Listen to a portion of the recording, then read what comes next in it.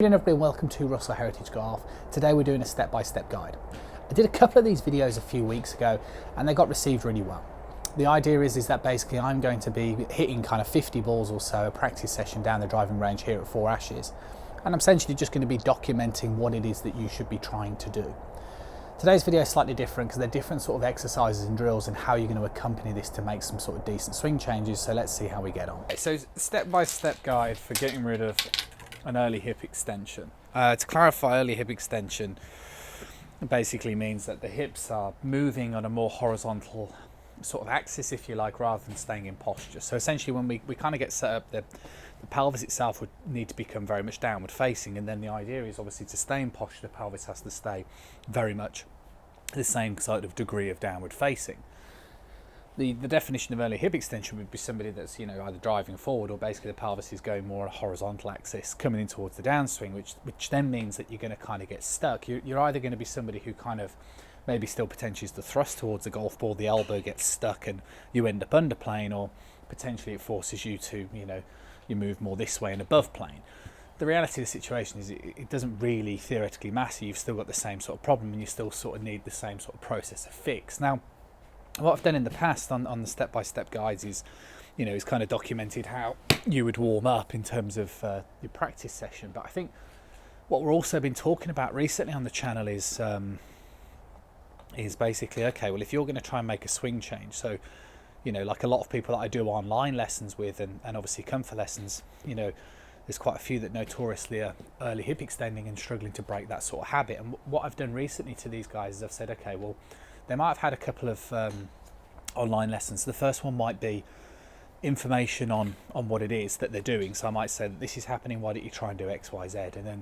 And then not enough changes in between the first and the second meeting. So then what I start to say to them is, okay, well, why don't you try and work on overemphasizing the problem so you almost have the reverse cause? And that's what I'm kind of saying, rather than going down the range with your kind of early hip extension, as I'm going to try and kind of demonstrate here, and still hitting the ball okay. It's like, okay, well, what is your plan? Are you trying to just hit the ball better with a bit of an early hip extension, or are you trying to do more of I want to get rid of it entirely? If you're trying to get rid of it entirely, which would be, sort of my suggestion, is that the first thing that you want to do is, I think it makes more sense to concentrate very much on the hip, because if you don't move the hips correctly, there's no space for the elbow to drive into in the first place. So the feeling with the hip, though, is that as I swing back, is that basically the belt buckle is going to be going straight down towards the ground. And that's why I kind of thought I'd do this video at night time, because today's video isn't going to be so much about seeing the ball flight, because, or to be honest, I'm going to show you more of an exaggeration. But what we can see is that if I use the laser pen, and if I pointed this, and imagine this was attached towards your belt line, you've got to swing back and keep yourself in posture. But then as you start to come down, if you're trying to go more downward facing, you can see the laser goes more vertically than it would horizontally. So that would be a nice little training aid and visual, and that would be what my first suggestion would be. It's like, be realistic. There's no way that you're going to be able to go this way and drive your elbow and hit the ball brilliantly. It's just not going to happen. So you've kind of got to go, right, this is my beginning journey of, say, 12 practice sessions, and the first couple are going to be the hardest ones because we're going to try and rip the band-aid off. So your first feeling is that you're going to kind of swing up towards the top, get your belt buckle like massively downward facing, even if it has a real vertical effect on the shaft angle, and then just try and hit some shots, and it will feel completely different. Because what happens when the pelvis goes more downward facing is that basically you will be more over the golf ball inevitably, and especially if you're somebody who is accustomed to gaining height in the transition, which means more this way, all of a sudden this is going to feel like you're dropping off the edge of a cliff. But similar to what I'm doing here, might be difficult for you to emulate this down the driving range, understandably, but what you can do is get yourself some foam golf balls and start swinging against the wall at home. I've documented that in previous sessions. Or what you can do also is maybe just get yourself a net. A lot of people that I do online lessons actually have a little environment in the garden where they can do a few swings into the net, and you can see I'm swinging up, and you can see this very deliberate consciousness to just, push the pelvis down and hit the golf ball. And you can see from the first few shots I've hit, that one barely got the club on the back of the ball at all, and the other ones have gone massively off to the left because of the vertical nature of the shaft. Now anyway, obviously what will happen as you're doing this sort of exercise is that even though the results are nowhere near anywhere as good as what you would typically do, what they are doing, however, is they're giving you a sort of sense of difference. So maybe it's kind of making you feel like you're swinging much more over the top. Now the key thing now is to answer the question as to why it's going left. It's not going left because we're over rotating or we're staying too downward with the hip. It's because by doing this, now all of a sudden the shaft angle is too vertical, because what we have to do is we have to drive the elbow to neutralize it. So what you might do is you might try and go, at the same time, pelvis down, drive the elbow and hit the golf ball. And if some of these shots look greater on the camera than they actually are in reality, I don't think I've hit a shot, any further than 70, 80 yards yet. So it's very slow, very, very methodical in terms of what I'm doing. And it's the same again. It's like belt buckle down, drive the elbow. So can I do two together and hit the golf ball? Yes, I kind of can. And I'm hitting the golf ball, like I said, 60, 70 sort of yards. Now, what we're doing is we're kind of fast tracking time, because obviously there's no point trying to create too much of an algorithm of, I suggest that you hit 50 balls like this and then 50 balls like this, because everybody's going to be different, and you're gonna push the boundary quicker. So some golfers, it might take you a long time before you can even hit the ball from here, and then it's going to take you, a little bit longer to do this.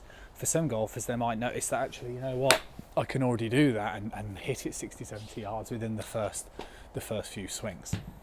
So everybody's slightly different. What I would start to do is the pelvis downward bit is probably easier than the elbow bit, I tend to think, but that could be just a personal thing. And similar to the videos that I did with George this week, if you're suffering on driving your elbow and you can't really get this sort of feeling, and the easiest way to do that is to move the ball further away. So if you move the golf ball considerably outside of your left foot and actually further away from you in terms of your stance, it's like if you don't drive the elbow, you can't even hit it. So what I generally find with everybody who I've done this drill with, and this would be accountable for everybody, so we're kind of talking single figure handicappers up to the high 20s, is that you'll generally find a way to hit the golf ball. Do you know what I mean? It's just that what I'm suggesting is the result won't be perfect. But what I am suggesting is that the actual swing change itself will be very much instantaneous, because obviously if you don't, you won't be able to hit the ball, or at best you're going to hit the top of the ball if you get it wrong. So I think it's really, it's so hard to make a swing change if you don't leave your ego at the door and be willing to make a mistake and to be willing to make yourself look silly.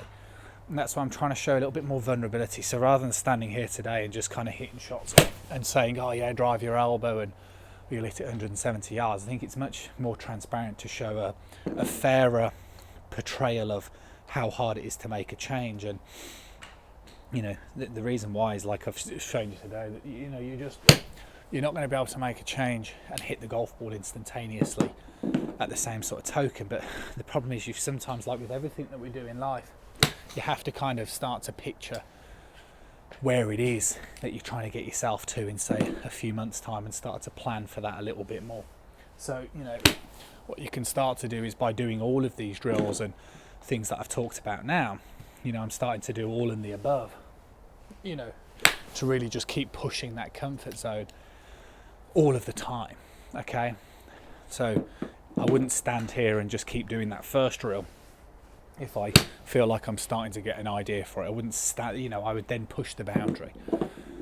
And again, going back to that exercise with George, when the video that was titled just the other day of stop hitting golf balls, and the first suggestion was, okay, the first position is move the ball forward. The second position is open up your stance.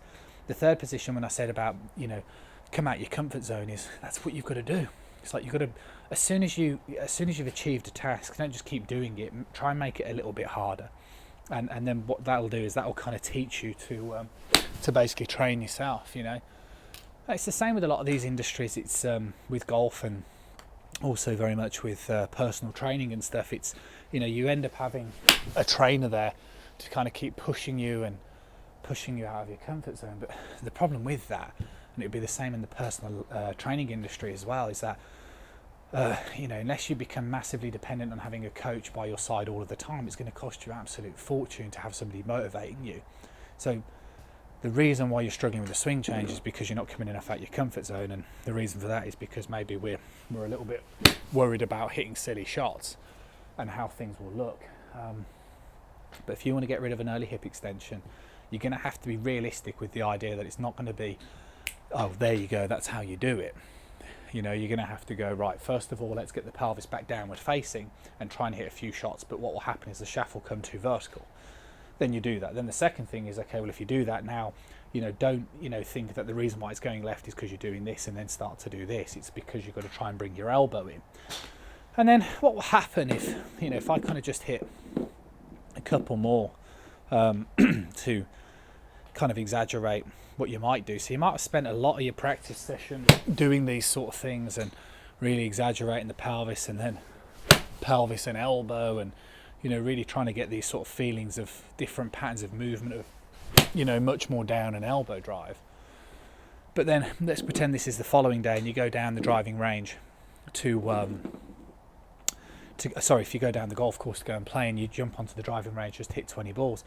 You know, you're not going to do this when you play. What you're going to do when you play is just look at a target and hit. So if I look down that 150 and just hit the ball, you know, and then if you were going to go down the right hand side and just hit the ball, you know, so you've kind of just got to work on you've got to try and work on the idea that if you're going to make a swing change, you're better off being invasive. But for goodness sake, if you're going to play golf, don't try and entertain the idea of trying to play golf with this sort of swing thought, because it's just going to be disastrous. When you play, and we'll talk about this when the weather improves here, let's say you're going to play competitively, then you just want to liberate yourself. But it might be worth occasionally, you know, trying the sort of drills when you play where you put the ball further forward, especially if it's only a friendly game, because at least that would encourage you to do the right sort of thing when you're playing.